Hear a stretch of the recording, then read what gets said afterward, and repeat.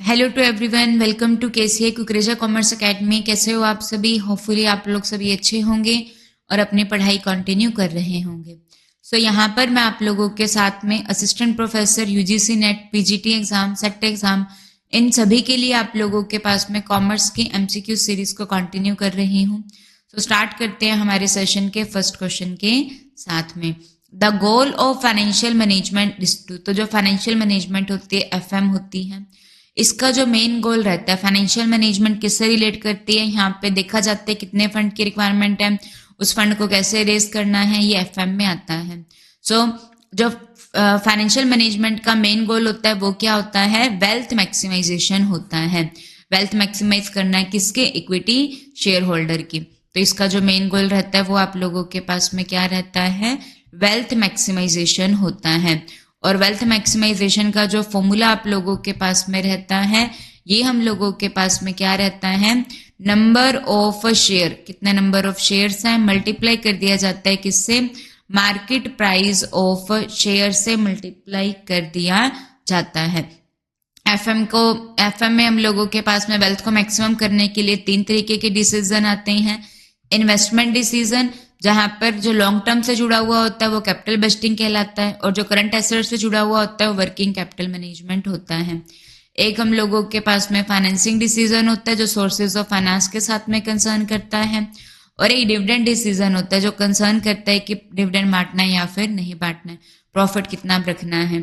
तो ये 3 तरीके के डिसीजंस होते हैं। एफएम का गोल क्या होता है? इक्विटी शेयर होल्डर की वेल्थ को बढ़ाना होता है। Next question, the internal rate of return is determined where. IRR जो रहता है ये आप लोगों का क्या होता है? जो कैपिटल बजटिंग होती है, जो हम लोगों के पास में फिक्स एसेट से जुड़ा हुआ डिसीजन होता है, उसको क्या कहा जाता है? Capital budgeting. उसके अंदर आप लोगों के पास में मॉडर्न मेथड होता है जो टाइम वैल्यू ऑफ मनी के ऊपर फोकस करता है, वो आप लोगों के पास में उसमें एक मेथड आता है internal rate of return method. तो जहां पे हम लोग वो रेट कैलकुलेट करते हैं जिसके ऊपर एनपीवी, नेट प्रेजेंट वैल्यू क्या हो जाती है? 0 हो जाती है। आईआरआर डिटरमाइंड होता है जहां पर एनपीवी क्या होती है? 0 होती है। तो जो नेट प्रेजेंट वैल्यू होती है, इसका फॉर्मूला आप लोगों के पास में क्या होता है?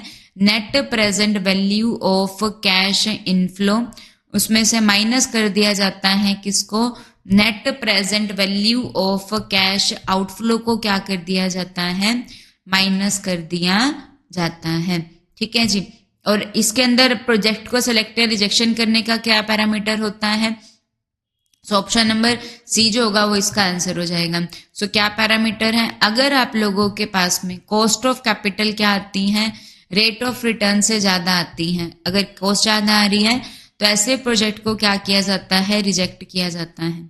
ऑन द अदर एंड अगर रेट ऑफ रिटर्न ज्यादा आ रही है तो ऐसे प्रोजेक्ट को क्या किया जाता है? एक्सेप्ट किया जाता है। Move to the next question, the tax shield would result in. तो जो टैक्स शील्ड होती है ये आप लोगों को क्या होता है? टैक्स बेनिफिट मिलना। टैक्स बेनिफिट जो आप लोगों को मिलता है वो किस पे मिलता है? हम लोग क्या करते हैं, जब ऑर्गेनाइजेशन में डेट को यूज करते हैं तो डेट के ऊपर क्या पे किया जाता है? एक फिक्स रेट से क्या पे किया जाता है? इंटरेस्ट पे किया जाता है। तो जो फिक्स रेट से इंटरेस्ट पे किया जाता है उसके ऊपर हम लोगों को क्या मिलती है? टैक्स डिडक्शन अवेलेबल होती है। तो वो आप लोगों के पास में क्या कहलाता है? टैक्स शील्ड कहलाता है, जिससे हम लोगों के पास में जो टैक्स लायबिलिटी है वो आप लोगों के पास में क्या हो जाती है? डिक्रीज हो जाएगी। अब जब टैक्स कम देना पड़ेगा तो जो शेयर होल्डर है उनके लिए प्रॉफिट ज्यादा बचेगा, तो जो अर्निंग पर शेयर है वो क्या हो जाएगा? इंक्रीज हो जाता है। तो इससे क्या होगा? टैक्स लायबिलिटी डिक्रीज हो जाएगी और अर्निंग पर शेयर इंक्रीज हो जाएगा। Second and fourth, option number first is the correct answer. ये याद रखिएगा, सबसे पहले क्या होता है? फर्म के पास में ईबीआईटी होता है, earning before interest and tax. तो उसमें सबसे पहले किस चीज को लेस कर दिया जाता है? इंटरेस्ट को लेस कर दिया जाता है। तो हम लोगों के पास में क्या आ जाती है? अर्निंग बिफोर टैक्स आ जाती है, टैक्स से पहले की अर्निंग। फिर हम लोग टैक्स को माइनस कर देंगे तो हम लोगों के पास में क्या आ जाती है? Earning after tax. उसको किससे डिवाइड कर दिया जाता है? नंबर ऑफ शेयर होल्डर से डिवाइड कर दिया जाता है। तो हम लोगों के पास में क्या आ जाता है? अर्निंग पर शेयर आ जाता है। तो ये आप लोगों के पास में आ जाएगा। ठीक है जी। So move to the next question, which one of the following is a main method of issue of stock. तो कंपनी क्या करती है, शेयर को इशू करती है। सो कंपनी शेयर को इशू करती है, ये आप लोगों के पास में शेयर को इशू करना ये किसका पार्ट होता है, कैपिटल मार्केट में शेयर का इशू किया जाता है। कैपिटल मार्केट क्या होती है, जहां पर सिक्योरिटीज को ट्रेड किया जाता है जिनकी मैच्योरिटी वैल्यू क्या होती है, मोर देन 1 ईयर होती है। सो यहाँ पे क्या होता है, प्राइमरी मार्केट होती है जहां पे कंपनी क्या करती है, शेयर्स को क्या करती है, इशू करती है। सो प्राइमरी मार्केट के अंदर यहाँ पर आप लोगों के पास में क्या होता है, जब कंपनी शेयर को इशू करती है तो उसके अलग अलग तरीके होते हैं। सो एक हम लोगों के पास में सबसे जो फेमस मेथड होता है वो क्या होता है, पब्लिक इशू होता है। कंपनी क्या करती है, प्रोस्पेक्टस इशू करती है। ठीक है, और वो प्रोस्पेक्टस पब्लिक को इशू कर देते हैं और लोग उस प्रोस्पेक्टस को रीड करके शेयर्स को परचेज करते हैं। सबसे मेन मेथड क्या होता है, पब्लिक इशू ही होता है। जब कंपनी क्या करती है, कुछ सेलेक्टेड इंडिविजुअल को क्या करती है, शेयर्स इशू करती हैं, तो ये आप लोगों के पास में क्या कहलाता है, प्राइवेट प्लेसमेंट होता है। ऑफर फॉर सेल, जब कंपनी क्या करती है, एक इंटरमीडियरी की हेल्प से क्या करती है, शेयर्स को इशू करती हैं, कोई भी इंस्टीट्यूशन की हेल्प से, तो वो ऑफर फॉर सेल होता है। एक हम लोगों के पास में राइट इशू होता है। राइट इशू क्या होता है, यहाँ पर क्या दिया जाता है, जो एग्जिस्टिंग शेयर होल्डर्स होते हैं उनको क्या दिया जाता है, राइट दिया जाता है कि वो क्या कर सकते हैं, शेयर्स को क्या कर सकते हैं, परचेज कर सकते हैं। ठीक है, शेयर्स को क्या कर सकते हैं, परचेज कर सकते हैं, लेस देन मार्केट प्राइस से कम के ऊपर वो शेयर को परचेज कर सकते हैं। उनके पास ऑप्शन है, यूज करें ना करें वो उनकी मर्जी होती है। और एक क्या होता है, बोनस इशू होता है। बोनस इशू क्या होता है, कैपिटलाइजेशन ऑफ प्रॉफिट हम लोगों के पास में रहता है। ये आप लोगों के पास में क्या होता है, जहां पर प्रॉफिट्स होता है कंपनी के, प्रॉफिट्स कंपनी क्या करते हैं, उन प्रॉफिट्स को कैपिटल में कन्वर्ट कर देती है। तो ये क्या कहलाता है, कंपनी क्या करती है, फ्री में क्या करती है, एग्जिस्टिंग शेयर होल्डर्स को क्या करती है, शेयर इशू करती है। तो ये क्या कहलाता है, बोनस इशू कहलाता है। सो मेन मेथड क्या है, बी है। नेक्स्ट क्वेश्चन, इक्विटी को निकालने के लिए हम लोगों के पास में कुछ फेमस मेथड होते हैं। तो एक फेमस मेथड आप लोगों के पास में CAPM, that is capital asset pricing model. ये इसके अंदर आप लोगों के पास में क्या फॉर्मूला रहता है, तो जो CAPM रहता है इसका आप लोगों के पास में इक्विटी को निकालने का क्या फॉर्मूला रहता है, risk free rate of return plus में beta market rate of return minus क्या होता है, risk free rate of return होता है। Risk free rate of return plus में beta market rate of return minus risk free rate of return होता है। तो ये किसके बीच में रिलेशन बताता है, risk and required rate of return के बीच में रिलेशन बताता है। ठीक है जी, move to the next question. Marketing एक ह्यूमन एक्टिविटी है जो किसके ऊपर फोकस करती है, कस्टमर की नीड को पहले क्या करा जाता है, आइडेंटिफाई किया जाता है, फिर कस्टमर को प्रोडक्ट ऑफर किया जाता है एक्सचेंज प्रोसेस के थ्रू। ये किसकी स्टेटमेंट है, तो this is a statement of Philip Kotler की। ये आप लोगों के पास में क्या है, स्टेटमेंट है।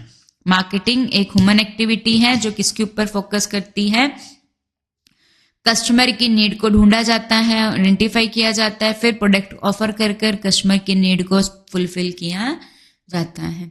ठीक है जी, so move to the next question. Promotion mix, आप लोगों को पता है मार्केटिंग के 4P होते हैं।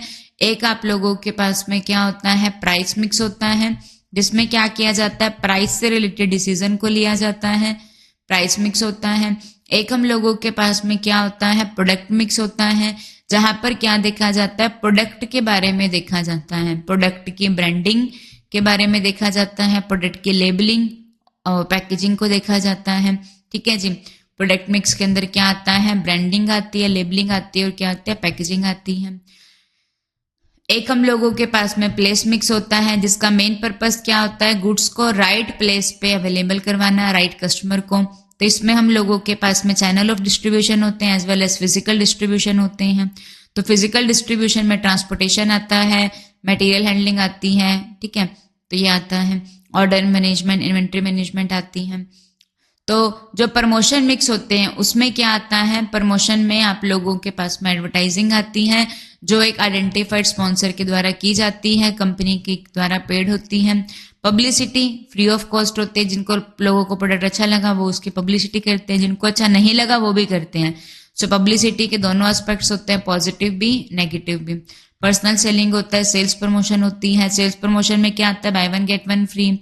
तो ये जो सेल्स प्रमोशन होता है ये आप लोगों का शॉर्ट टर्म के लिए रहता है, याद रखिएगा।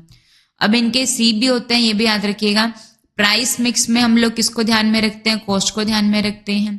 प्रमोशन मिक्स में आप लोगों के पास में क्या रहता है, कम्युनिकेशन आता है। उसके बाद में प्रोडक्ट का मेन पर्पस क्या होता है, कस्टमर की नीड को देखना होता है, कस्टमर को सॉल्यूशन प्रोवाइड करवाना होता है।